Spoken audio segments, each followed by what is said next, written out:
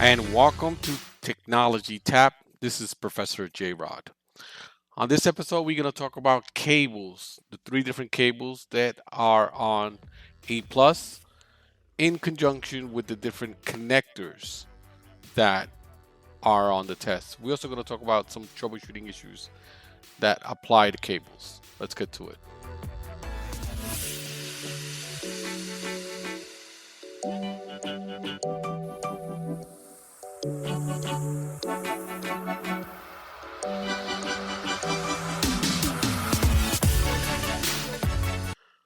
All right, there are three cables that we use.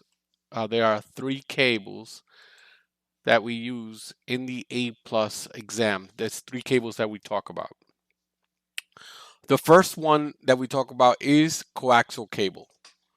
Coaxial cable, or just regular coax, is a round copper cable often used for cable and satellite television connection. Its thick outer jacket makes it ideal for outdoor use. RJ6 is the most common type of coax cable. Now, there are two kind of connectors for coax cable that they talk about on the exam. One of them you should be familiar with, which is the F twisting hand screws, which is the one found on your cables boxes on your routers at home, right? They're the ones that you just twist with the little pin in the middle. That's the F twisting hand screw connector. The other connector you may not be familiar with is called BNC. It's secure locking connector. These connectors used to be used back in the day when networking first came out to connect these older NIC cards. Nowadays, they actually use these connectors for like big television studios for audio connections because they lock in place. So you can kind of like move the camera around and they won't disconnect. So they're used for that. I had a student once told me that he redesigns TV stations and they use BNC cables. So what's the advantage of using coax cable? Well, the advantage is it has shielding against EMI, which is electromagnetic interference, longer distance than twisted pair, and it's more affordable than fiber. What's the disadvantage of coax cable? Well, they're more expensive than twisted pair, and the solid copper cord can snap if you bend it too much. It has a limit in how much you can bend. And if you bend it too much, it will actually break. The next cable we're going to talk about is called twisted pair. Twisted pair is one cable with 4 wire pairs or 8 wires inside. Twisted pair, and you guys know it more as RJ45 cable.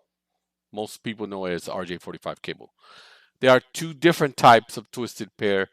There's shielded twisted pair, which has protection against EMI, and if you'll notice it has it looks like a little bit of aluminum foil that covers it, and you have unshielded twisted pair, which has no protection from EMI, and of course, shielded twisted pair is more expensive. There are two connectors for twisted pair. One of them is an RJ11 4-pin connector, which are used for your telephone. And then there's the RJ45, which is everyone's familiar with, 8-pin connector used in networking. So what are the advantages and disadvantages of twisted pair? Well, the advantage for twisted pair is more affordable than coax or fiber, and it's easier to install and manage. What's the disadvantage? Well, it's limited to 100 meters, which comes to about 330 feet. The next thing we're going to talk about is fiber optics. Fiber optics is used to transmit data using light over flexible glass or plastic.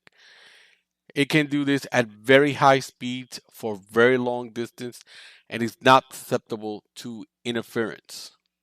What is the advantages of fiber optics? With the fastest connection, up to 255 terabytes per second.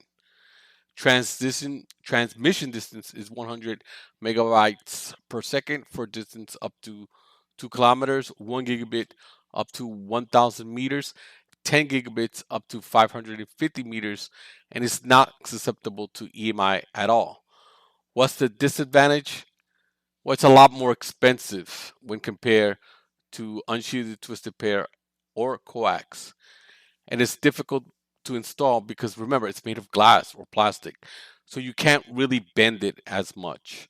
This is why we don't have fiber in our homes. When we use a service like Verizon Files, it's great, but when it reaches our house, it's coax cable. We can't have fiber in the house because it's gonna break. You have different connectors. You have 4 connectors that you have to know for the exam. You have your ST connector, which is your round connector, your SC connector, which is your square connector. You have your LC, which is your small form factor connector, and you have your LC duplex, which is dual small form factor connector. Now, on the exam, they may want you to say choose between plenum versus PVC. Whatever you choose, PVC or plenum, depends on where you're going to run the cable. PVC cable features an outer polyvinyl chloride jacket that gives off toxic fumes when it burns. It's commonly used for horizontal runs from the wiring center. So plenum rated cable is used between floors and walls in a building. It has special flame retardant coating. A plenum is a space within the building created by building components designed for management of environmental air, usually in the CompTIA A plus exams. When they're talking about plenum, they usually want you to, the question usually is, where do you install plenum? Usually in a warehouse is is the right answer when they talk about plenum, only because it kind of burns slowly. So the theory behind that is you able to get everybody out of the warehouse before the cable engulfs the whole warehouse. So when they're talking about plenum on the A plus exam, always look for warehouse or big building. That's probably going to be your answer.